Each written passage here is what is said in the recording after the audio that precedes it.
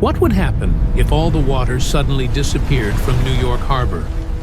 At first, it sounds impossible.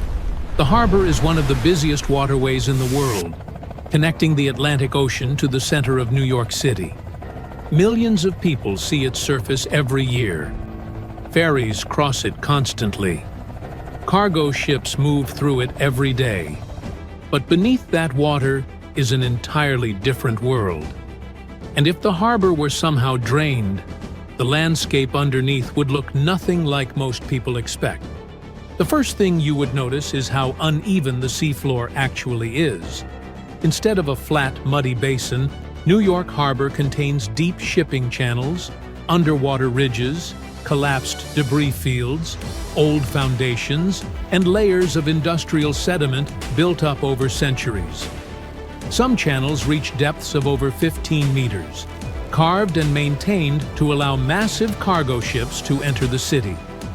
Without water, these channels would cut through the harbor floor like giant artificial canyons. But the most surprising discoveries would be the objects hidden underneath. For decades, researchers mapping the harbor with sonar have identified hundreds of wrecks scattered across the bottom. Some are small boats. Others are large ships that sank decades or even centuries ago. One of the most famous examples is the remains of old wooden vessels dating back to the 1700s and 1800s, buried beneath layers of mud and sediment. In some areas, entire sections of historic waterfronts are still preserved underwater from earlier versions of New York City, before land expansion projects reshaped the shoreline. And that is only the beginning. Large parts of the harbor floor are covered in industrial debris. During the 19th and early 20th centuries, waste disposal regulations were minimal compared to modern standards. Construction materials, scrap metal, machinery, and even vehicles ended up underwater. Researchers have also documented abandoned infrastructure hidden beneath the harbor, including old docks, submerged pilings, tunnel remnants, and forgotten utility structures connected to earlier phases of the city's development. Then there is the environmental side of the story. For decades, New York Harbor was heavily polluted by industrial runoff, sewage, and chemical waste. Although water quality has improved dramatically since the 1970s, the sediment below still contains contaminants in some regions. If the harbor were drained completely, large sections of the exposed floor would reveal thick layers of dark, contaminated mud, mixed with debris accumulated over generations. But there is another surprising detail. Despite its industrial history, New York Harbor is now home to far more wildlife than many people realize. Scientists have recorded dolphins, seals, sharks, and even whales returning to the area in recent years as water conditions improved. Underneath the harbor, ecosystems have developed around wrecks, rocks, and artificial structures. Fish, crabs, shellfish, and marine plants now occupy areas that were once considered nearly lifeless. Draining the harbor would instantly destroy many of these environments. It would also expose how much of modern New York depends on water remaining exactly where it is. Many tunnels, foundations, and coastal systems are built with surrounding water pressure in mind. Removing the water entirely could destabilize sediments and increase stress on underwater infrastructure. The harbor itself also plays a critical role in regulating tides, shipping access, drainage systems, and coastal protection. And visually, the transformation would look almost unreal. The Statue of Liberty would no longer stand surrounded by open water. Instead, it would overlook a massive exposed basin filled with mudflats, wrecks, trenches, debris, and the remains of centuries of construction hidden below the surface. Modern sonar scans already give scientists partial glimpses of this hidden landscape. What they reveal is that New York Harbor is not just a body of water. It is a layered archaeological and industrial record of the city itself. Most people only see the surface. But underneath lies the buried history of one of the largest cities on Earth. Now, if you could get into a time machine and travel back to 1969, you'd see something spectacular. What you're looking at isn't some random desert. It's one of the most powerful waterfalls, completely dry. In the summer and fall of 1969, the American side of Niagara Falls stayed without water. It lasted 6 months. Researchers wanted to study the rock face of the falls. They were afraid it was going to become too unstable because of erosion. Erosion is the process when natural forces, such as water and wind, wear away earthen materials. For example, if you see glacial ice become muddy, it means erosion is happening. 3 waterfalls that cross the international border between Canada and the United States together make something we know as the magnificent Niagara Falls. The 3 waterfalls are the Horseshoe Falls, the American Falls, and the Bridal Veil Falls, in order from largest to smallest. The American Falls are fully on the American side, while the Horseshoe Falls are primarily on the Canadian side, divided by Goat Island. The Bridal Veil Falls, the smallest of them all, are on the American side, but separated from the others by Luna Island. Don't America and Canada have a cool natural border? Many didn't believe we could actually go against wild nature and stop such insane amounts of water from flowing. But we did it. It took a 600-foot dam across the enormous Niagara River to really shut down these astonishing falls. This means they had to divert 60,000 gallons of water every second so that the remaining flow traveled over the biggest Horseshoe Falls, the ones that are completely on the Canadian side of the border. Over 27,000 tons of rock were used to construct that dam, and more than 1,000 trucks carried that rock back in the hot summer of '69. On June 12th, the American Falls stopped after their continuous flow for more than 12,000 years. So the Horseshoe Falls then took the extra flow and absorbed it so that research could be done. But the locals were still worried. They knew it wasn't possible to control such amounts of water. They were afraid the water might take a different route and cause a catastrophic flood. They were worried that tourists wouldn't come anymore if teams didn't manage to make the waterfall flow again the way it used to. But tourists kept coming even that summer, and they got a unique chance to see something no one had ever seen before or after. During that period, there was even a temporary walkway built only 20 feet away from the edge of the now dry falls. It helped workers to clean the bottom of what used to be a river, so tourists could go there and explore the wild landscape of the falls that was usually under the water, hostile, and not accessible to visitors at all. As they were exploring the dried bottom of the falls, researchers stumbled upon millions of different coins people had thrown in the water over decades, maybe to make a wish or for some other purpose. Wow, a Niagara Falls piggy bank! Well, they removed most of those coins. I wonder who got them. But in the past couple of decades, more and more tourists have been coming here. Imagine all the things they could find now. More coins, of course, but also lost cameras, errant drones, cell phones, and other things careless visitors could accidentally drop in the waterfalls. The idea of removing all the water and turning Niagara Falls into a desert proved to be possible, but it may need to be done again. In 2020, the media reported that 2 pedestrian bridges in Niagara Falls needed to be either replaced or repaired. No wonder, since they're almost 120 years old. These bridges are located above the rapids. Experts discuss whether they should divert the water once again or not. People talk about Niagara Falls a lot, and some believe they're among the tallest waterfalls in the world. But the truth is, they're not. They're famous, precious, and breathtaking. But when it comes to height, there are nearly 500 other waterfalls across the globe that are taller than Niagara. Let's take Angel Falls in Venezuela, for example. They're more than 3,000 feet tall. But what makes Niagara Falls so special, among other waterfalls, is the amount of water that flows over them. Very high waterfalls don't usually have great amounts of water. The combination of all those huge amounts of water and the height is what makes Niagara Falls so breathtaking. Also, they might be some of the fastest-moving waterfalls on our planet. The Niagara River appeared after the last ice age, together with the whole Great Lakes Basin. The Niagara River is part of it. 18,000 years ago, I wasn't around then, this awesome waterfall didn't exist. Ice sheets covered the area of southern Ontario. They were 1 to 2 miles thick. As the ice sheets were moving southward, they created the basin of the Great Lakes. Then they melted, releasing enormous amounts of water into the basins. Generally, the water we drink is fossil water. Only 1% of it renews through the year, with the remaining 99% coming from ice sheets. The Niagara Peninsula hasn't been beneath the ice for nearly 12,500 years. As the ice melted, the resulting water started to flow down through what later turned into Niagara River, Lake Erie, and Lake Ontario. It took a lot of time, but the water eventually eroded cliffs and formed these spectacular falls. Now, you might have noticed that the Niagara River is amazingly green. This specific color tells us how powerful the water is when it comes to erosion.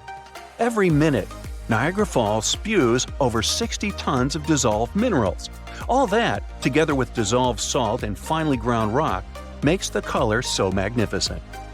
People who live in the United States and Canada, or more precisely, over 1 million people who have access to the area, use the waters of Niagara River for different purposes. For example, fishing, getting drinking water, doing recreational activities, including swimming, boating, and birdwatching, producing hydroelectric power, and so much more. Now, the first hydroelectric generating station in the world was built at the end of the 19th century, and it was right next to the falls. Pretty soon it started paying off because people were getting electricity from it. But this electricity could travel only 300 feet, so something needed to be improved there. Nikola Tesla was the one who took up the challenge and made the necessary changes. He discovered that electricity could travel long distances if an alternating current was used. Today, several Niagara Falls power plants provide over 2 million kilowatts of power. Okay, I'll tell you another interesting thing. 1969 wasn't the only time when Niagara Falls stopped. Back in 1848, the water didn't flow over the falls for up to 40 hours. Now, the falls were already very popular among tourists and a useful source of energy for local people, so no wonder they freaked out. Nature was to blame this time. Ice blocked the source of the Niagara River. An American farmer was the first one to notice it. It was March 29th, and he went for a walk right before midnight. Soon, he realized he couldn't hear the powerful roar of the falls. He quickly went to the edge of the river and stood there in shock. There was hardly any water. Factories and mills had to shut down because they depended on that water. Turtles were just wandering around. Fish didn't survive. Some people took a walk on the river bottom, taking little things they could find there as souvenirs. But 2 days later, on March 31st, people heard a distant rumbling coming from upriver. It was getting nearer and louder until a wall of water appeared in front of their eyes. And one of the world's greatest attractions that millions of tourists visit every year was back in business again. Magnificent and, in the end, invincible. As it should be. 70% of the surface of our planet is covered with water. Seas and oceans hide not only diverse inhabitants, but also traces of humanity. Thousands of sunken ships contain pieces of our centuries-old history. Let's look into these depths of the sea and find out what secrets they hide. So, imagine you dive into the seabed and find there... No, it's not the wreckage of a pirate ship of the 16th century. We've seen it many times in many documentary shows and read about it in books, and it's not attractive now. So, you dive into the ocean floor and find a huge porcelain tableware store. And it's not just porcelain that you can buy in the store, but more than 500-year-old dishes. The Chinese Ming Dynasty developed maritime trade for imports from foreign countries several hundred years ago. One ship didn't survive a sea storm and sank somewhere on the northwestern slope of the South China Sea. There, scuba divers discovered a sunken ship with valuable cargo on board. Thousands of porcelain cups, plates, and jugs with beautiful painted patterns lay among algae and sea sand. Experts counted all the items and claimed the ship carried about 100,000 items, but not all of them ended up in the cargo hold. Valuable items were scattered over hundreds of thousands of square feet. A similar case occurred in the Mediterranean Sea. One guy was diving off the coast of Israel and accidentally discovered the oldest sunken sea cargo in the Eastern Mediterranean. Pieces of marble sculptures and structures lay on the seabed among the wreckage. They were so ancient that they got covered with algae and became part of the underwater landscape. Another unusual find was discovered in the deep water ridge of the Pacific Ocean, north of the Hawaiian Islands, in one of the largest marine reserves in the world. A research vessel sailed along the seabed and discovered a road. Part of the bottom was covered with yellow brick tiles. It was also like the tile used to cover a swimming pool. The researchers conducted an expedition in this unknown place and posted videos online. They went down to a depth of about 1.8 miles and noticed a strange track on the bottom made of yellow bricks. One of the guys jokingly said that it was the road to Atlantis. In fact, the road led nowhere, and it wasn't made by humans. Nature created this unusual landscape. The place with stone tiles was at the bottom of the lake, located at the top of an underwater mountain. Perhaps once upon a time, it was a volcano. Magma heated the surface, and cracks appeared on the ground. The lines of cracks made the solid surface look like a brick road. Okay, how about something more mysterious? 20 years ago, a Norwegian research vessel discovered strange holes in the seabed in the middle of the Atlantic Ocean. Then, already in 2022, other researchers found something similar, but at the bottom of the Pacific Ocean. Scientists discovered about 200 holes in 3 different places at a depth of about 2 miles. The holes were arranged in several rows, and a tunnel was under each. But where did it lead? To find out, you first need to find out who made these holes. Scientists studied animals that live at such a depth under enormous pressure. Imagine the weight of several dozen elephants pressed on a small area the size of a palm. That's about the pressure exerted by water in these depths. But still, some marine life has been able to adapt to such conditions. Scientists have seen sea urchins and worms, and even some big fish, but none of them made these mysterious holes. They saw a strange creature with a white and pink-hued body inside one of the holes. It was an amphipod, one of the crustacean family's representatives. Scientists caught it and did a little research. This little crayfish was digging a tunnel with its long claws. It used it as a home to hide and shelter its offspring. Or the small crustacean was digging tunnels in search of food. There's a place in the ocean where many remnants of ships lie on the seabed. And not sailing ships, but the space ones. This place is located in the South Pacific Ocean and is called Point Nemo.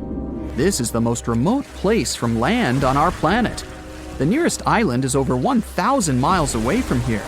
There's only a boundless ocean and complete loneliness. You won't even meet fish and other marine life here. The place receives little nutrients from the world's oceans because undercurrent and wind almost don't reach this area. There are different microorganisms in Point Nemo, but it's not why we're here. The reason is fireballs that fall from the sky into the water sometimes. And they're not meteorites, but some pieces of space rockets, ships, or satellites that failed. Point Nemo is an ocean desert, so space debris can't harm anyone here. Even if some heavy object provokes a giant wave, it won't reach the nearest land as it will lose all power in the water.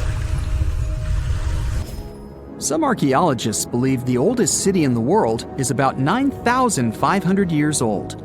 But you won't find it on land because it lies on the seabed in the Gulf of Cambay off the coast of India. Scientists have found many ancient artifacts, such as sculptures, furniture, and other interior items. They analyzed a piece of wood found there and determined it was over 9,000 years old. Scientists are still trying to determine what kind of city it was and when it existed. Tutankhamun's tomb is a well-known archaeological find. But what do we know about the burial place of the most recent pharaoh of Egypt? Cleopatra's tomb may lie somewhere in the ancient city of Alexandria. But the problem is that this beautiful city is underwater. After about 1,600 years, it sank to the seabed because of floods and earthquakes, and its ruins were discovered in 1998. Scientists and builders plan to create underwater tunnels on its territory to turn the city into an underwater museum. You can meet an unusual natural phenomenon, brinicles, in the depths of the Arctic and the southern ocean of Antarctica. It looks like an icicle frozen in water, which attracts marine organisms to itself and freezes them. When salt flows out of cracks on the ocean floor, it freezes since its density is greater than the density of the surrounding water. Upon contact with fresh water, it turns into liquid ice and freezes. Starfish, hedgehogs, and crustaceans were stuck there as this salt froze them. Famous Stonehenge has a double underwater. At the bottom of Lake Michigan, at a depth of about 40 feet, scientists found several rectangular stones arranged in a circle, just like the famous ancient monument of England. On one of the stones, scientists noticed something similar to the image of a mastodon, an elephant-like animal that became extinct more than 10,000 years ago. Despite the apparent similarities with Stonehenge, some scientists believe that nature could make this monument. In 2012, scientists found a strange object similar to an extraterrestrial spacecraft on the Baltic Lake floor. This stone object had tunnels and staircases around it. When the photo of the find hit the internet, many newspapers began to write that it was something from another planet. But scientists analyzed the artifact and said there was nothing extraterrestrial in it. It was a natural rock formation, but no one knows how nature could do such a thing. When the water in all the oceans becomes transparent, the world will change forever. In a few years, people will discover thousands of new sea creatures that were previously unknown. Simultaneously, the planet will lose hundreds of thousands of fish and mammal species too. The cycle of life on Earth will be interrupted, and humanity will face natural disasters and famine. The beginning will be incredible. Imagine you're sailing on an expensive liner somewhere in the Atlantic Ocean. Suddenly, you hear screams. All the shocked passengers come to the edge of the deck and watch an incredible picture. The ship seems to be floating high in the sky. Under it, the water is completely transparent. You see volcanic sea mountains and coral reefs of different colors and shades. The bottom is thousands of feet from the surface, so it feels like the ship is floating high above the ground. Only the fish swimming in this sky let us know that the boat is still on the water. The ocean is about 5% explored. In just a year, this number has increased to 70%. Humanity uses powerful telescopes to study space. Now, when the water is transparent, all the scientists turn their telescopes toward the seafloor. Every day, people discover a new kind of fantastic sea creature. Many of them look pretty scary. A colossal octopus, transparent clams, ugly toothy fish, sea spiders, rainbow jellyfishes. The Mariana Trench can now be fully explored. If there is a kraken, a megalodon, or any other sea monsters in the world, people will soon know about them. Relaxing on the beach is growing more popular than ever, but swimming in the water is a little frightening now. Imagine you're sailing on a yacht in the open sea. You decide to jump from the deck into the water to cool off. You feel dizzy because of the height you see below you. Also, you notice a huge squid the size of a house in the depths. It's unlikely it will swim to you because it's so far away, but you still get creeped out. When planes fly over the ocean, it seems as if they are twice as high in the sky. Skydiving over the water is becoming a popular sport. The average altitude of a skydive is 10,000 feet, but if you jump over the ocean, you'll feel like you're falling from a height of 36,000 feet. It's like jumping out of space. Fishing has become more profitable because all fish are visible from the surface. Boats from afar notice a school of fish and catch it. Because of this visibility, many fishing companies have become more competitive. When two ships try to capture the same prey, a conflict occurs. The water in the ocean is divided into borders. Companies began to buy it as they would land. Fishermen started to hunt unknown creatures. Companies built expensive bathyscapes to capture the prey in the underwater depths. Because of this, rare species of dolphins, whales, sharks, and other sea creatures are on the verge of extinction. Governments in many countries spend small fortunes to fight poachers. All over the world, more and more people are becoming treasure hunters. If you fly a few miles in a helicopter over the ocean, you see that the seafloor is scattered with sunken ships. Old pirate ships of the past centuries, modern boats that were considered missing. Hundreds of divers swim to the seafloor to explore the ships. The treasures found there can be sold for thousands and millions of dollars. In addition to vessels, people find submerged ancient cities. New chapters of world history are open to scientists from all over the world. People would finally solve the mystery of Atlantis and find out why crafts disappear in the Bermuda Triangle. The number of shipwrecks in the world has significantly decreased.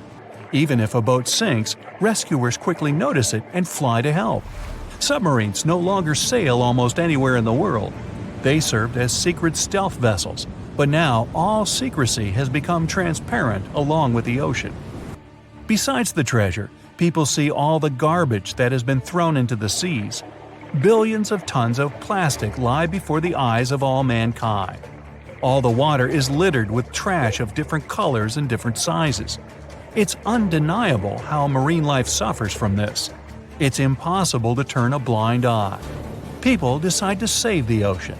In many countries, releasing plastic into the sea becomes illegal. Plastic recycling plants are built in a lot of cities. All the world's sea ice has become transparent. Trips to the Arctic are trending. The Valley of Ice and Cold now resembles a world of crooked mirrors. Some of the ice is so transparent you can't even see it. Because of their transparency, more sunlight passes through. The water level is rising, but it's not a big problem because the water in the ocean evaporates faster too. These massive vapors condense into huge thunderclouds. Heavy rains pour for weeks and even months. Some cities are flooded. Many countries have declared a state of emergency. Previously, the ice reflected the sun's rays and sent them back into space thanks to its white color. Now, vast chunks of ice, some the size of a country, let light through. Our planet gets too much ultraviolet light. Because of this, the atmosphere is being destroyed. Every year, more and more solar radiation penetrates the Earth. This affects crops and increases the incidence of diseases among all living beings. And this is just the beginning of the problems.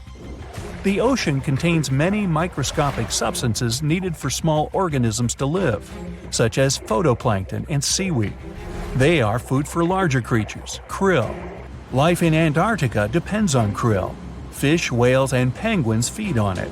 If they can't feed on krill, large predators won't feed on regular fish. The ocean is blue because of the salt and various small microorganisms, algae, and nutrient mud. As soon as the water became clear, it lost all its nutrients. Many fish and marine mammals are disappearing from our planet. Sunlight penetrates to the farthest depths of the ocean. The sea creatures that live there were not used to the light. New conditions adversely affect their lives. People discovered so many new species, but lost almost all of them just as quickly. Because of the sun, the water heats up more, and the amount of oxygen decreases. Fish are now not only hungry, but can't breathe. There is a worldwide shortage of fish. Cities that used to live off fishing are growing poorer. Animals, such as gulls, bears, seals, and many others, can't find food and are on the verge of extinction. In restaurants, fish becomes an expensive delicacy. People create artificial lakes and breed fish there, but this is not enough to save the planet. When the ocean was not transparent, the water evaporated and condensed in the sky, along with many nutrients. Rain clouds formed, and the wind drove them around the world. Now, jungles and rainforests feed on lifeless water. This affects the entire animal world. Trees and plants in the rainforest stop growing as they used to. Animals become sick more often. And because of prolonged heavy rains, nature is drowning. the circle of life is broken. Fortunately, this is unlikely to happen. The sea is enriched by the deserts. Every year, 2 billion tons of dust rises into the air. Most of this dust comes from the deserts. Then, 1/4 of this falls to the seas and oceans and becomes food for microorganisms. Therefore, the dust must disappear for the ocean to become transparent. But it's not just dust that's the only source of a nutrient-rich ocean. Tropical rains fall in the forest of the Amazon. This water, which is also filled with nutrients, evaporates and condenses into a cloud and pours into rivers, lakes, and oceans worldwide. This feeds algae. Plankton and krill feed on the algae, and larger fish eat plankton and krill. This circle of life shouldn't be broken, so it's essential to keep the oceans and seas clean. See this big spot under the water near the shore? It's a coral reef. It beckons you to swim closer. But be careful. If you get there, it could be the last swim of your life. Stay away from the reef. But why? Why are coral reefs so dangerous? Let's figure it out. First, make your guess about what a coral reef is. An underwater cliff? Rocks? A coastal landscape? Some spot where shells live? Close, but not true. In short, a coral reef is a living thing. What we see in shallow tropical waters are colonies of organisms called coral polyps. They are distant relatives of jellyfish and anemones with amazing superpowers. They can absorb calcium from the water. When they do this, they convert calcium into hard limestone rocks. These rocks, like building blocks, form solid coral reefs and settle on the seabed. But there are soft coral reefs that look like plants. They float freely with the currents, swing in different directions, and seem to pulsate under the water. They don't have solid coral blocks, but they can grow tree-like cores to maintain their position. Both hard and soft coral reefs are beautiful creatures, but at the same time, they are very dangerous. Many ships were wrecked when they hit shallow water, as the sharp edges of coral reefs ripped through their hulls. But what danger is there for someone swimming alone, who isn't going to hit the reef? You can just scuba dive and enjoy the beautiful views of coral polyps, but be prepared to encounter unexpected and unpleasant creatures. A coral reef is not just a living colony, it's a home for thousands of diverse marine creatures. And some of them can be very dangerous for humans. Like the blue-ringed octopus, for example. This is a tiny creature that you will definitely notice thanks to the bright spots on its body, but don't touch it with your hand, as it's one of the most venomous creatures on Earth. The amount of toxic venom carried by this octopus can harm 26 people, and these people are unlikely to survive this encounter. The poison works within a few minutes, and there's no antidote in the world. What makes it even more dangerous is that the octopus's sting is painless. You probably won't even know you've been stung until the first symptoms appear: body paralysis, respiratory problems, and cardiac arrest. But even if you don't notice the octopus and swim past, you'll probably notice the box jellyfish, whose tentacles can reach several feet in length. It looks like a creature from deep space, and you better not approach it. The box jellyfish is considered the world's most venomous creature. There are special cells in their tentacles that release a toxin called nematocysts. Over the past 100 years, roughly 70 people lost their lives after encountering these jellyfish. But most likely the number is much higher. We just don't know about all such cases. Unlike the painless sting of the blue-ringed octopus, the encounter with a box jellyfish hurts. Another dangerous inhabitant of coral reefs is a rock. Yes, take a look.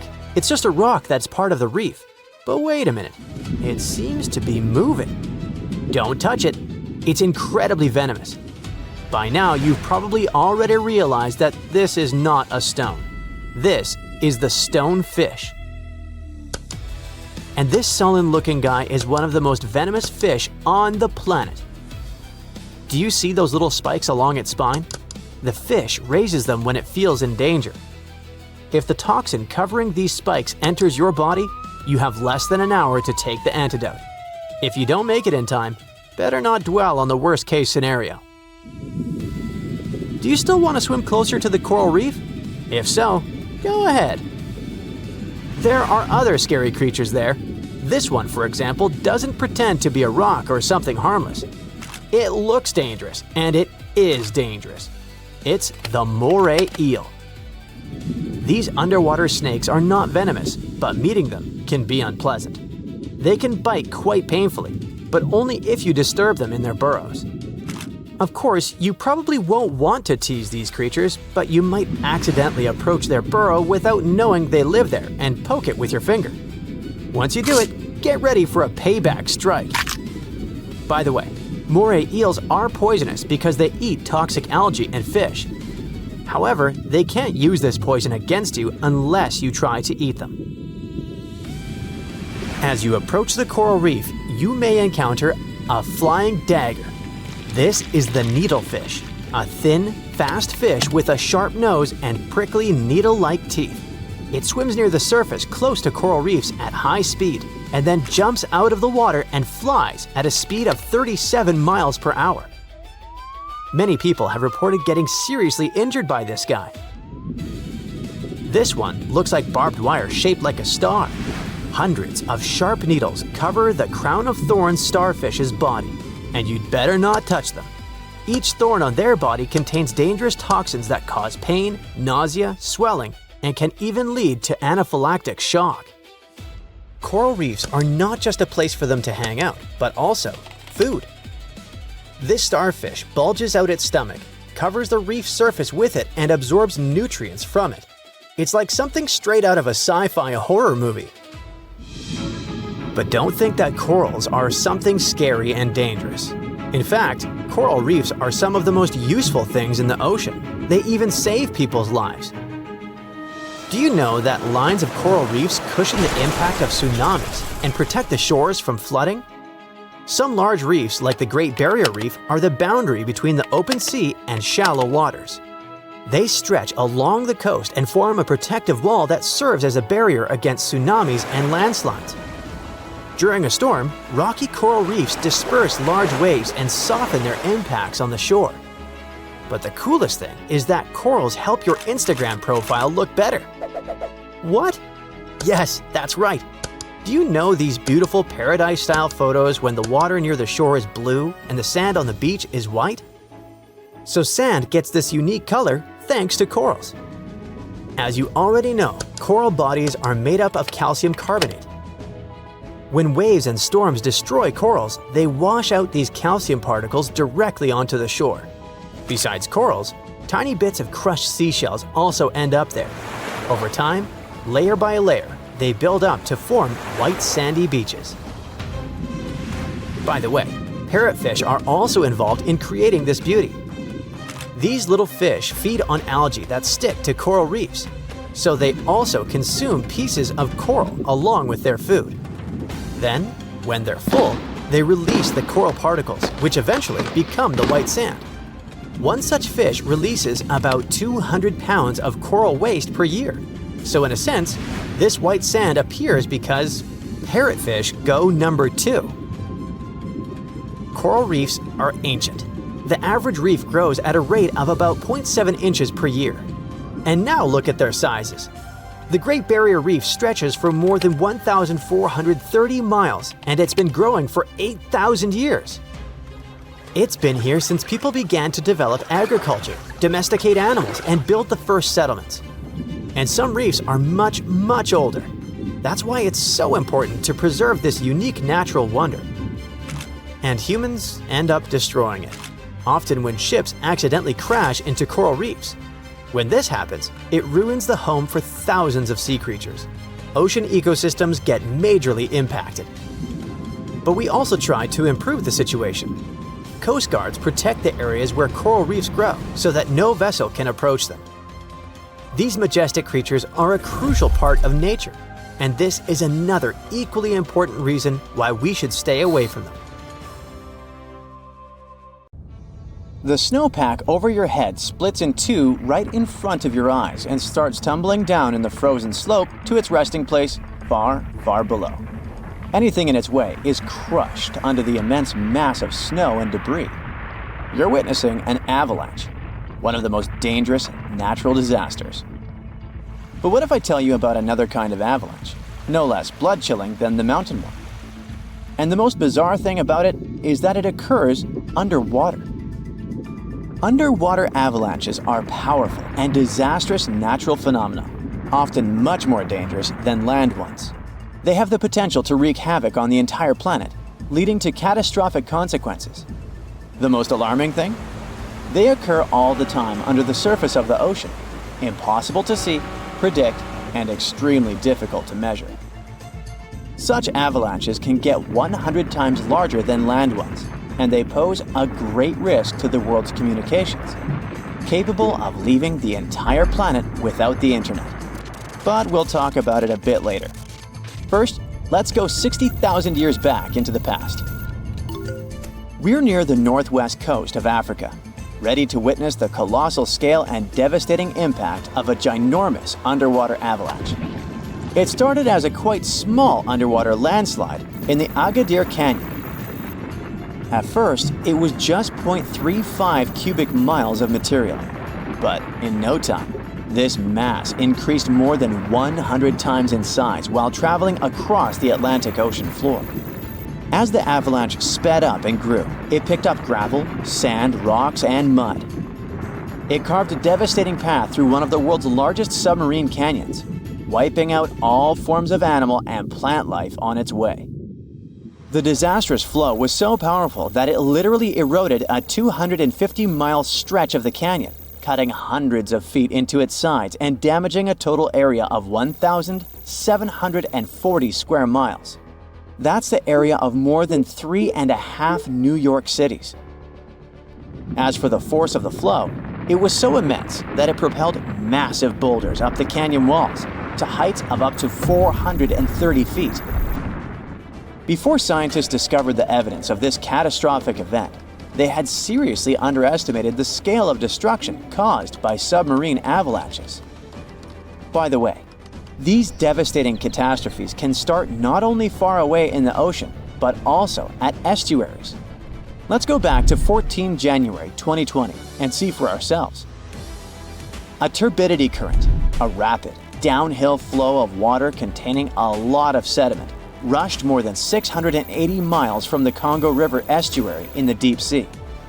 This current appeared due to two factors: terrible flooding along the Congo River in late December 2019 and unusually large spring tides. This resulted in an avalanche of sand and mud.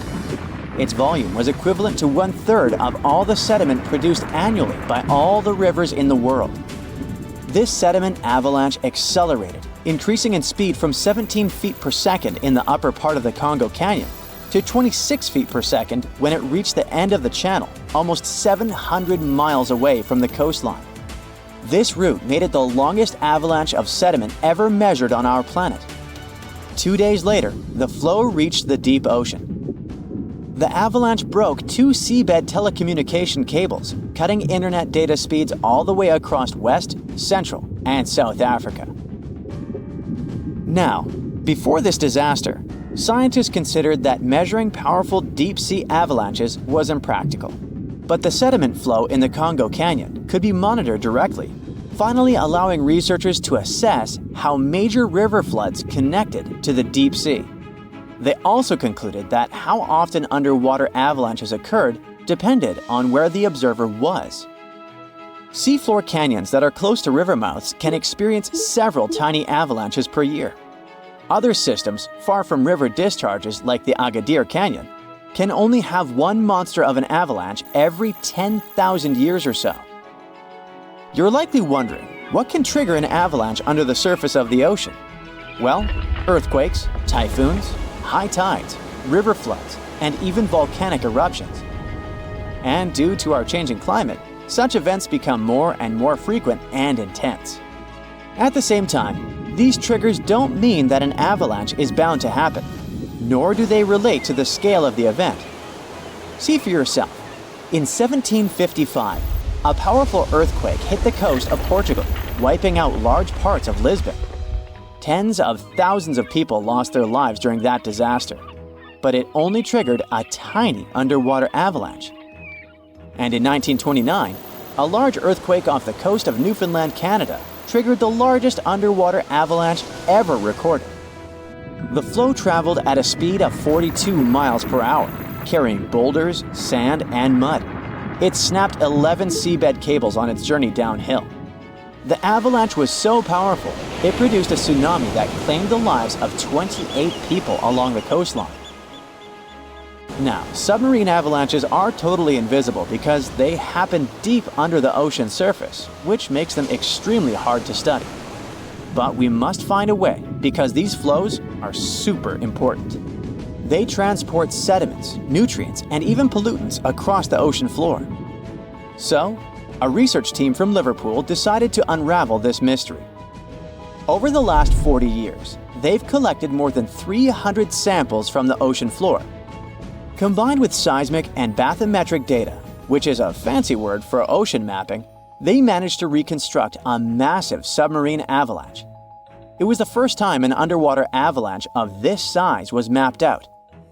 An even cooler thing, the event itself started off pretty modestly, but it quickly evolved into a colossal avalanche that grew to more than 650 feet tall. To put that into perspective, imagine a skyscraper-sized avalanche zooming from Liverpool to London, cutting a trench 100 feet deep and 9 miles wide. Then it spread out over an area bigger than the UK, covering it with several feet of sand and mud. That's like burying a whole country. These findings are actually a big deal because they show that even a small underwater landslide can turn into something massive and super destructive. But that's not the worst.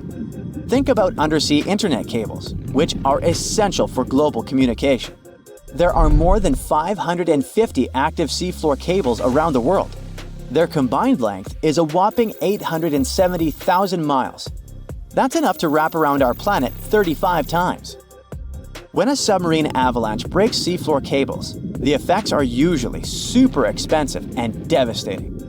For example, in 2006, an earthquake in Taiwan triggered underwater avalanches that cut loads of seafloor cables connecting Southeast Asia with the rest of the world. The largest internet operator in China had a 90% loss of traffic to the USA at the peak of the event. As for Taiwan itself, it experienced between 74 to 100% loss in traffic to neighboring islands. So now you probably get why we need to learn more about this natural phenomenon. Luckily, researchers at Tulane University have found a way to study it in 3D. Previous studies only looked at submarine avalanches in 2D, which didn't give the full picture of how they actually behaved.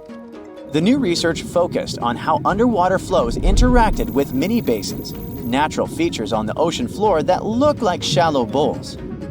Despite being called mini, these bowls can be huge, up to 4 square miles. When turbidity currents flow into these mini basins, they don't just stop. No, they hit the far side and curl back around like water eddies in a stream. These swirling flows move the sediment around before it settles on the ocean floor. The size of the mini basin and the speed of the flow can change how the current behaves. If the basin is big and the current is slow, it starts to fill up with sediment. But if you crank up the flow speed or shrink the basin, the current starts to overflow, spilling over the basin. To study all this, the researchers created a mini version of a mini basin in a pool and used different speeds of flow to simulate turbidity currents. They even made their own sediment mixtures to see how different sizes of particles would behave.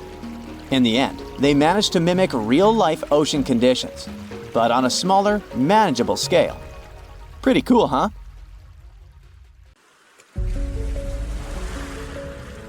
Hey, don't freak out. Those red waters you see aren't blood oceans. It's just a natural occurrence called the red tide. Red tides often happen in Florida, especially in the West Florida shelf, and they can stick around for weeks or even months. They're basically caused by an increase in algae levels, hence the color. Those algae produce toxins that can be harmful to marine life. They can also be bad news for us humans, causing symptoms like upset stomach and urgent bathroom trips, if you're picking up what I'm putting down. Volcanoes are super scary, but there's nothing scarier than getting taken out by a pyroclastic flow. These fiery flows move crazy fast and reach insane temperatures, like hotter than your oven on a pizza night. They're like a fireworks show of volcanic eruptions filled with ash, lava, and hot gas, speeding down mountains at 50 miles per hour. Some researchers claim they might even hit speeds of 450 miles per hour, almost as fast as a passenger jet. If you're unlucky enough to be in the path of a flow, you're in big trouble. The heat alone can turn you into a human barbecue, even if you try to hide in a building. The air around the flow can reach temperatures high enough to fry your insides, burn your clothes off, and leave metal melted into your skin, which almost sounds like a Marvel origin story. However, a lot of people have met their end because of these flows. But there's one crazy story about a guy named Luger Silbaris, still sounding like an origin story. So on the 7th of May, 1902, there was a major eruption on the island of Martinique. The night before, Silbaris had gotten into trouble and ended up in jail. Maybe this is a villain origin story. He'd been locked in a sturdy cell facing away from the volcano. The next morning, Mount Pella unexpectedly erupted, destroying St. Pierre within minutes. The flows wiped out around 30,000 people, but Silbaris survived in his cell and became known as the guy who lived through doomsday.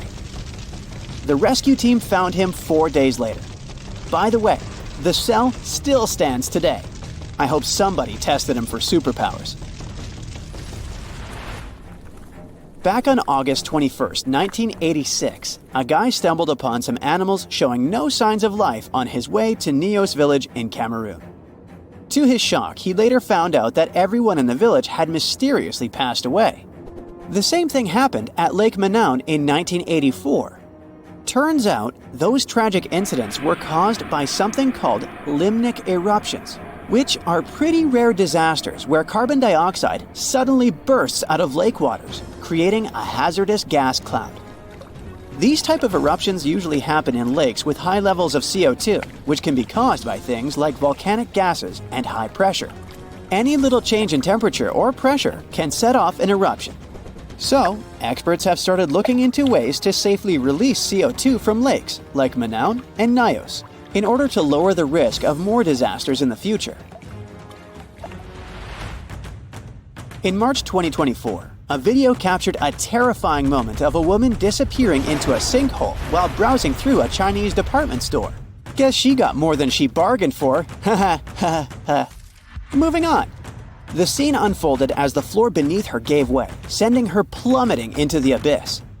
In the midst of the chaos, another customer frantically ran away before returning to check on the woman who had fallen. Their quick thinking and the swift response of emergency crews and firefighters saved the day, resulting in only minor injuries for both women. I'm glad that lady checked on her because I would be gone. An anvil cloud is basically a big cloud made of ice particles that forms at the top of really tall thunderstorms, or those huge cumulonimbus clouds. The flat top shape is caused by the air rising in the storm and spreading out when it hits the stratosphere. That's why it's called an anvil. It looks like the tool metal workers use. Duh. The air from the anvil cloud is cooler than the stratosphere air, which keeps it from going any higher. You can spot anvil clouds from really far away, sometimes over 100 miles. Often you might see streaks of snow coming from the edge of the cloud known as virga. The snow disappears before hitting the ground because of the dry air. If you notice clouds poking through the flat top or bubbling up, it's an overshooting top, a sign of a super strong storm. Anvils are known for producing dangerous lightning. Normally, lightning comes from the bottom of a storm, but anvil clouds can produce really powerful lightning from the top. This lightning can strike out of nowhere, even from up to 30 miles away. So keep an eye on those anvil clouds if you see one forming nearby. Lahars are no joke. They're basically fast-moving, super dangerous streams of rock, ash, and water that come down the slopes of volcanoes. It's important for everyone to be aware of them. Scientists, policymakers, and even us regular folks. By understanding how lahars work and their potential impact, we can try to stay safe when volcanoes start acting up. Saving lives during natural disasters is the name of the game. There are two main types of lahars: debris lahars and mudflow lahars. Debris lahars are full of solid stuff like rocks and ash, while mudflow lahars are more waterlogged and sludgy. Lahars can be triggered by the rapid melting of snow or ice, heavy rain falling on loose volcanic material, or even a crater-like eruption. The volcano's characteristics and presence of water are key factors in how lahars form and move downhill. When lahars come barreling down mountains at speeds of up to 120 miles per hour, carrying loads of debris, it's a recipe for disaster. Unless you have a surfboard, but I doubt you'll have a surfboard on a volcano. Just saying. Also, it won't work. Going to the beach for a sunny vacation is the best. There's nothing like basking in the sun, feeling sand between your toes, and hearing waves crash against the shore. But even though it's all relaxing and picture perfect, always keep an eye on the water and never turn your back on the ocean. You may know about rip currents and tides, but have you ever heard of square waves? It's a real thing, and it can be pretty scary. Square waves, also known as cross seas, happen when two swells meet, forming a unique square pattern that looks like a checkerboard. They can be found along coastal areas, and while they are rare, they can create waves up to 10 feet high and make it tough for boats and swimmers to maneuver. If you find yourself in the water with square waves, you might feel like you're fighting against two different currents. The best thing to do is to not go too far out to begin with, and get out of the water as soon as the waves become too strong. Square waves are more dangerous for boats and ships, so it's best to stick to the shallow waters and stay safe. Whirlpools and maelstroms are powerful natural forces that have scared sailors for years. They happen when certain weather and current conditions come together just right. Most of them are safe if you stay away, but let's see what they really are and how they form. A whirlpool is basically water that starts spinning when two currents meet, or one current hits something solid like a wall. They can be big or small, depending on the speed of the water and waves. Most aren't dangerous, but there are also maelstroms, which are large, forceful, and violent whirlpools, caused by ocean tides and narrow straits. Tidal currents in places like Norway's Saltstraumen and Moxstraumen can create massive whirlpools. Scotland's Corryvreckan whirlpool is one of the world's largest. Other examples of whirlpools can be found in Japan, Canada, and New Zealand. Are they portals? They're definitely not portals.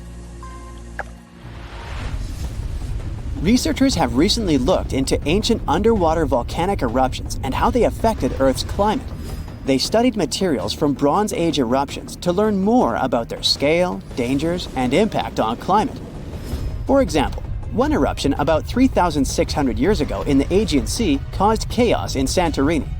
The study focused on this event to understand its importance. By analyzing volcanic deposits, the researchers gained insights into how future eruptions could affect climate.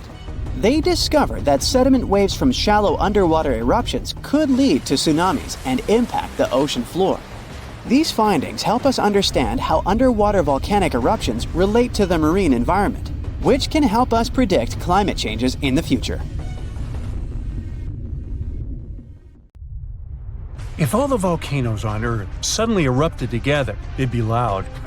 We'd also have around 1,500 of these formations bursting at once. Now, normally it's just 10 to 20 volcanoes that are active each day. But what would the world look like if they all blew their tops simultaneously? Geologists think it wouldn't be pretty. Even if only the land volcanoes erupted together, it would set off a chain reaction way worse than anything we've ever seen before. The two big problems would be ash and volcanic gases. While the explosions in lava would be damaging for people nearby, the real danger lies in what happens next. A thick layer of ash would cover the planet, blocking out sunlight completely. No sunlight means no photosynthesis, which means crops would fade away and temperatures would drop considerably. And all this ash cloud could remain in our atmosphere for up to 10 years. Now, ash aside, there's also acid rain to worry about. Volcanic gases like hydrochloric acid and sulfur dioxide would mix with the atmosphere and fall back down as acid rain. This type of weather would harm the groundwater and ocean surfaces. Even if humans would find a way to survive up to this point, we'd have no corals and no other sea creatures around. Scientists have seen similar events in Earth's history at a smaller scale. Big volcanic eruptions have been linked to mass extinctions. When Mount Pinatubo erupted in 1991, it cooled parts of the world for 2 years. But the extra carbon dioxide from these eruptions could also heat the planet, the same way we turn our stoves to broil for that extra crispy layer on our casserole. Geologists also mentioned that there's evidence in our atmosphere that stuff like this may have happened in the distant past.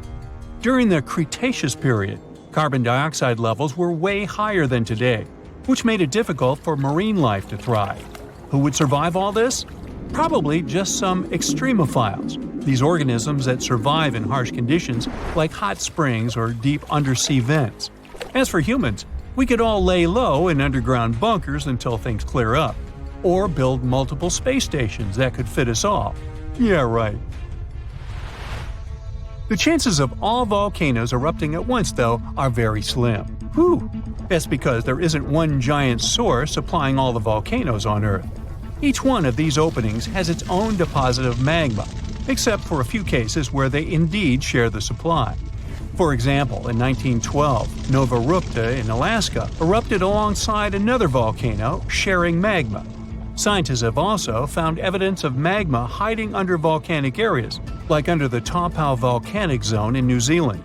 This magma can spread out horizontally for long distances, but is still just a local feature. Even if we consider all the magma under Taupau as one system, it's not connected to other volcanic areas like Indonesia or the Philippines. Because the great majority are isolated, volcanoes can't sync up to erupt at once. The magma comes from different processes, like mantle decompression or adding water to the mantle through subduction. There's no way to make all these different volcanoes erupt together because of how tectonics work.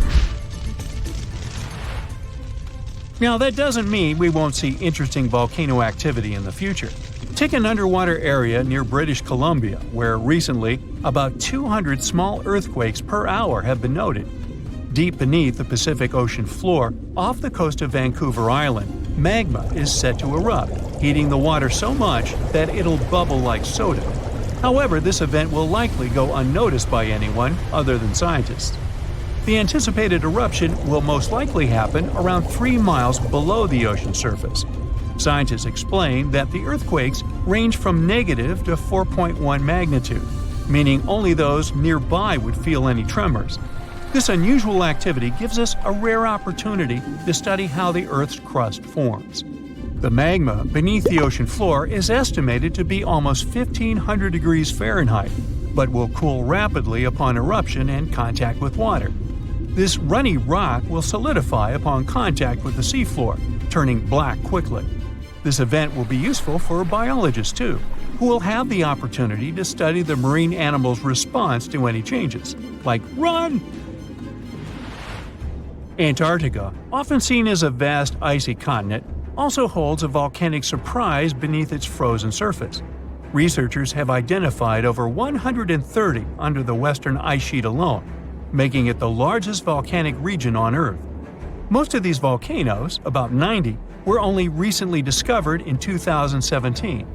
But could any of these Antarctic volcanoes actually erupt? Well, it depends on which volcano we're talking about. While these formations are relatively young in geologic terms, it's hard for scientists to tell if they're still active or not. There are only 2 confirmed active volcanoes in Antarctica, Deception Island and Mount Erebus. The latter, standing tall as the highest peak on the continent, has been continuously erupting since at least 1972. It's known for emitting gas and steam, and sometimes even throwing out rocks in what are called strombolian eruptions. One of its most notable features is a persistent lava lake in its crater, a rare phenomenon due to specific conditions needed to keep the surface molten. For instance, It's fueled by a steady supply of magma from deep within the Earth's mantle. This continuous inflow of molten rock provides the material for the lava lake to exist. It also features low ambient temperatures. Despite its location in Antarctica, Erebus has relatively mild temperatures in its summit region because of the heat generated by the volcanic activity. This allows the lava lake to remain liquid rather than freezing over. Deception Island, another active volcano, last erupted in the 70s. While it's currently not showing signs of imminent eruption, it's being monitored closely for any concerning activity. Apart from these two being confirmed to be active, Antarctica is dotted with fumaroles, openings in the Earth's crust that release gases and vapors. Sometimes these fumaroles can create icy towers reaching heights of 10 feet. What we should focus on is maybe supervolcanoes. They're this type that has the potential to produce the most massive and destructive eruptions. Unlike the typical one, which has a single vent, supervolcanoes have a vast magma chamber beneath the surface, spanning tens or even hundreds of miles in diameter. Their eruptions can have catastrophic effects on the surrounding area and even impact global climate patterns because of the amounts of ash and gases they spill out into the atmosphere. One famous supervolcano is the Yellowstone one, which some say is gearing up for another eruption. It has the capacity to unleash a colossal eruption, spewing over 240 cubic miles of material. As much as we'd like to predict its behavior, volcanoes don't stick to a calendar. On the contrary, eruptions simply happen when there's enough magma beneath the surface. There also needs to be enough pressure for the magma to travel upwards. As far as we can measure, these conditions are not currently met at Yellowstone. Sure, many volcanoes operate on a cyclical pattern, but that doesn't mean Yellowstone is overdue. In fact, Yellowstone has had just 3 major eruptions over the past 2.1 million years. Also, the term supervolcano refers to the formation's size, not necessarily how fussy it is. Yellowstone's monitoring is extensive, tracking seismicity, ground deformation, thermal emissions, gas, water chemistry, and surface changes. Signs of an eruption would include thousands of earthquakes over a short period. We'd also see deformation on the ground and weird gas emissions ahead of time. Stable as it might look like for now, the consequences of it having a major eruption could look ugly. Ash dispersion could blanket a 500-mile radius, potentially disrupting Midwest agriculture and clogging waterways. Ash and gas emissions into the stratosphere could induce global climatic effects, making our planet colder for several years. And yes, we've seen some research that it shows there's more liquid molten rock under the Yellowstone volcano than scientists believe. But that doesn't translate to imminent danger. Deep under the Indian Ocean, there's a giant patch where gravity doesn't work like on the rest of the planet. I mean, the gravitational pull works constantly, but Earth is not a regular sphere. Its surface is not smooth. It's covered with lumps and bumps like a potato, because our planet is not the same everywhere inside. Some parts are denser than others. Let's say you could pour water across Earth's surface. The shape this water would make is called a geoid, and it's like that because of the differences in materials inside the planet. That's why gravity isn't the same everywhere, and down there in the dark depths of the Indian Ocean, it's weaker than usual.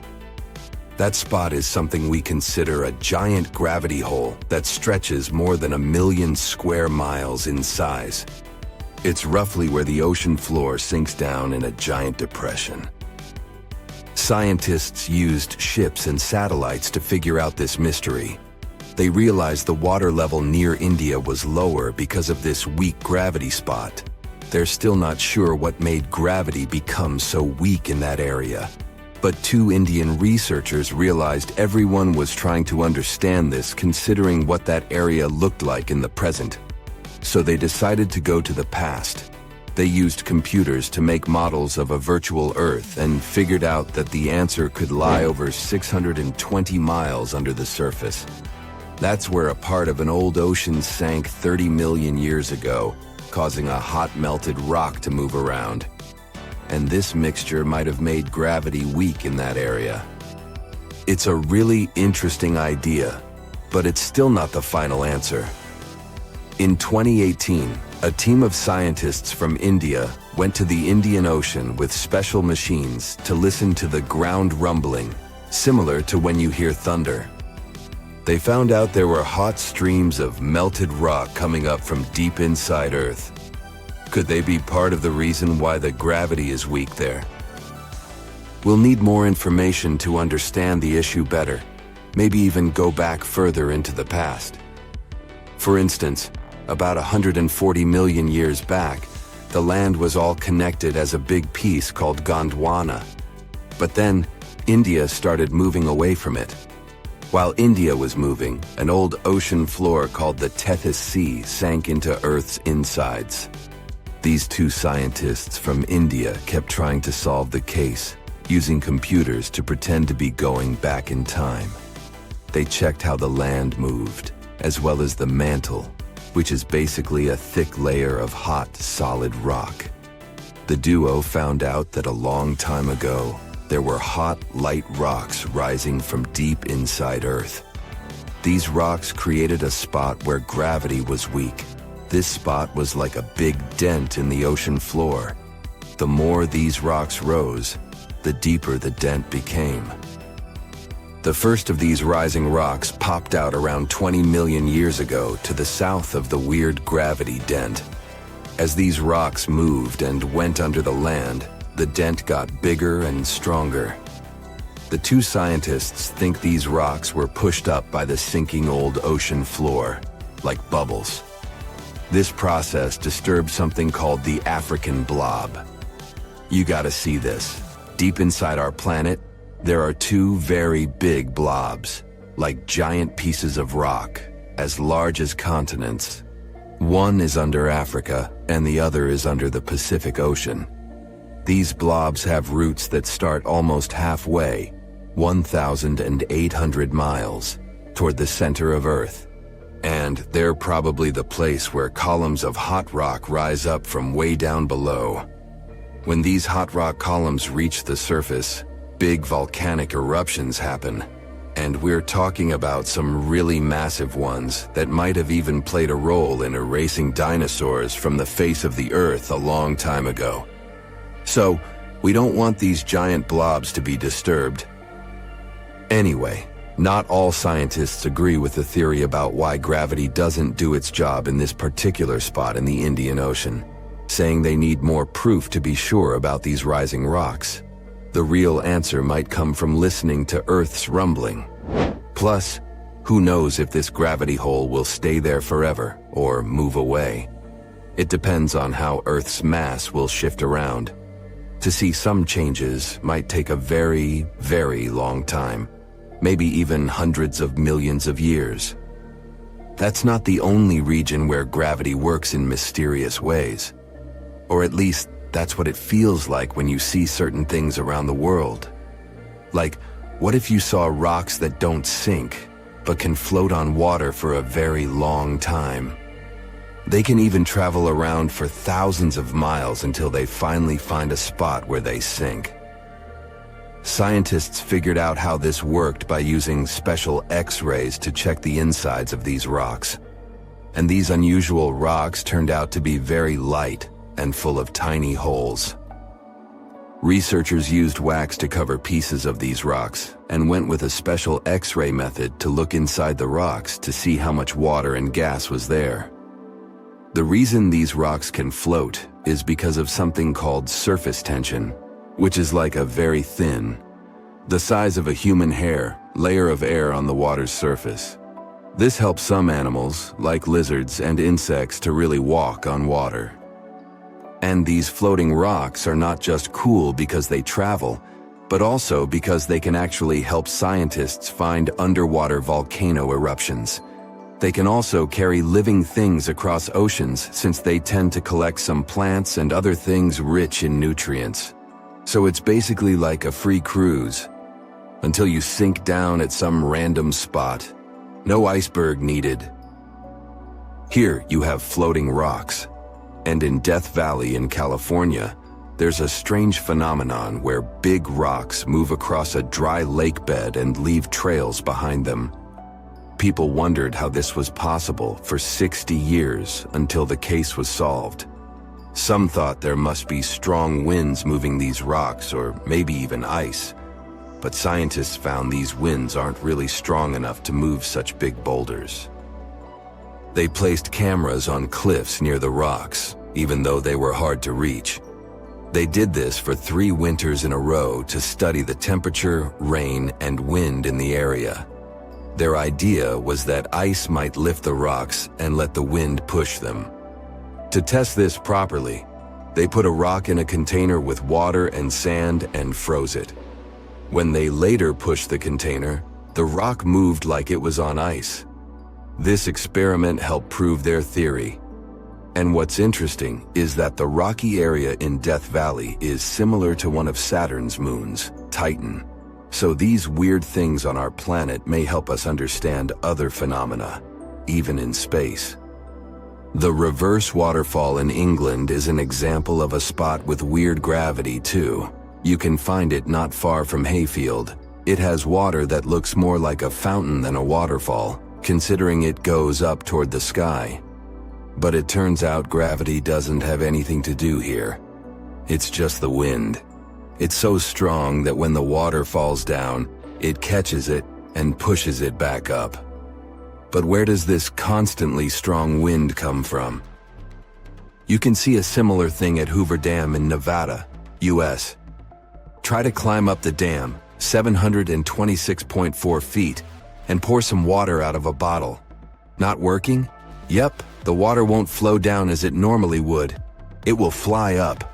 You'll have the same result if you throw some light object from the same height. You will get it back.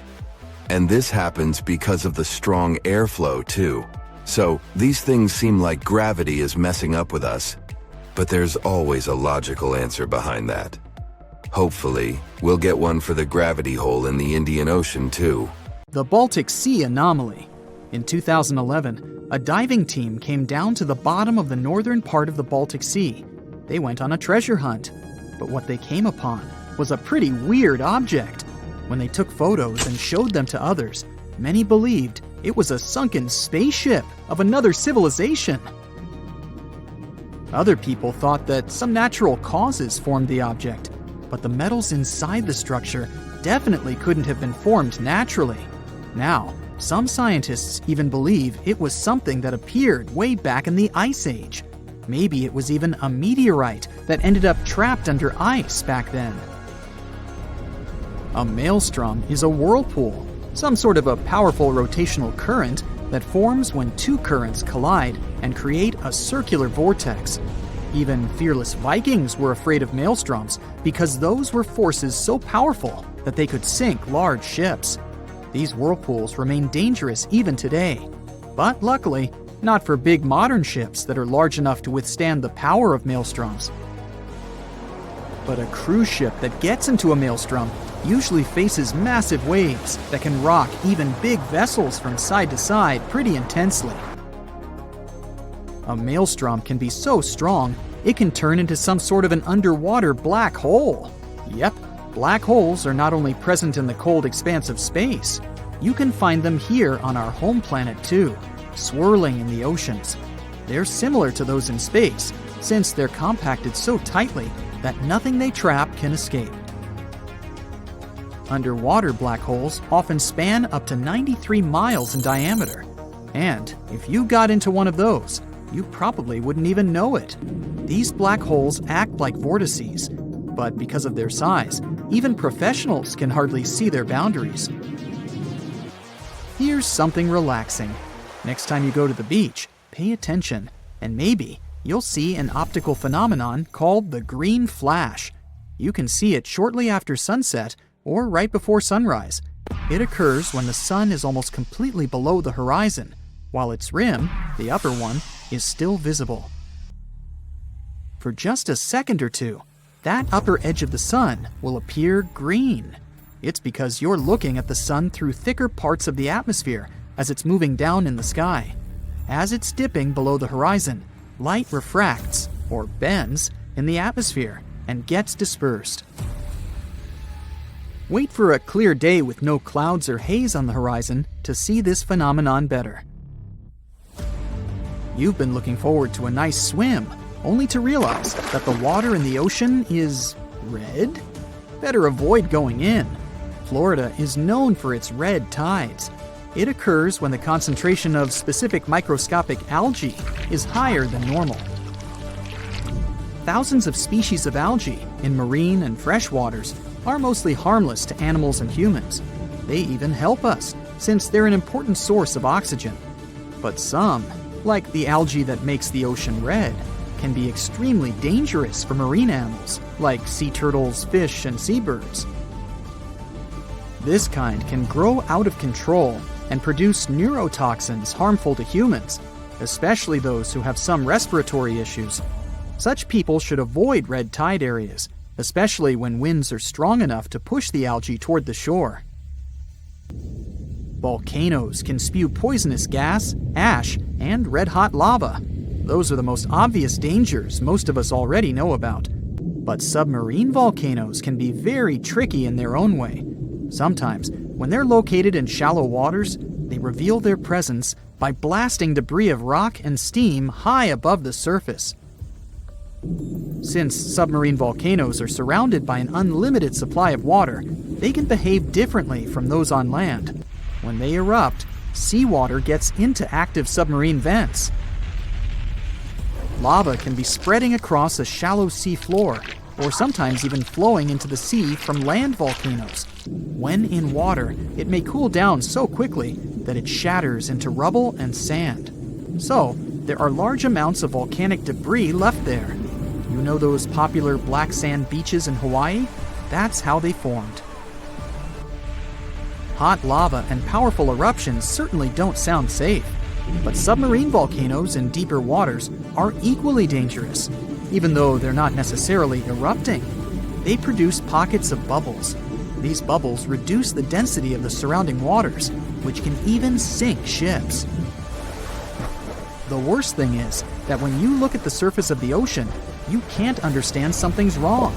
But at the same time, tiny bubbles are there, causing ships to lose buoyancy, and with very little warning. A cross sea is a rare phenomenon, beautiful to observe, but also very dangerous. It's when you see square waves, which are more common in shallow parts of the ocean. That's something you can often see in France or on certain beaches of Tel Aviv, but it can also happen in many coastal areas across the world. A cross sea occurs when two wave patterns travel at oblique angles. They form this checkerboard-like pattern. It mostly happens when two swells meet, or when a swell pushes waves in one direction, while a strong wind pushes them in another. These square waves can be dangerous for swimmers and boaters. The waves produced by strong ocean currents can be pretty unpredictable and tall, sometimes up to almost 10 feet. This phenomenon is sometimes called white walls. These waves can be so powerful that they can turn over even big boats. If you fill a clear glass with some ocean water and take a closer look, you'll see it's full of very small particles. Seawater contains dissolved salts, fats, algae, proteins, detergents, and other bits of artificial and organic matter. If you shake that glass, you'll see tiny bubbles forming on its surface. That's how sea foam forms when waves and winds agitate the ocean. When you see thick sea foam, algal blooms might have caused it. When big blooms of algae fall apart in the sea, large amounts of that matter move in the direction of dry land. Most kinds of sea foam aren't dangerous to humans, but when blooms of algae fall apart, it can have a negative impact on both the environment and people. For example, when sea foam bubbles pop, the toxins they contain get released into the air, and they can irritate your eyes or cause some other health issues. You can see a tidal bore in the areas where a river empties into a sea or an ocean. It's a powerful tide that goes against the current and pushes up the river. A tidal bore falls into a category of something called the surge, which is a sudden change in depth. A tidal bore is a positive surge, which means it pushes up a river, making it much deeper.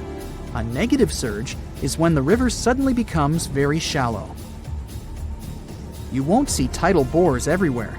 The river must be fairly shallow with a narrow outlet to the sea. The place where the sea and the river meet must be flat and wide. Also, the area between low and high tide must be at least 20 feet across. Of course, there are some exceptions, like the Amazon River, the world's largest one.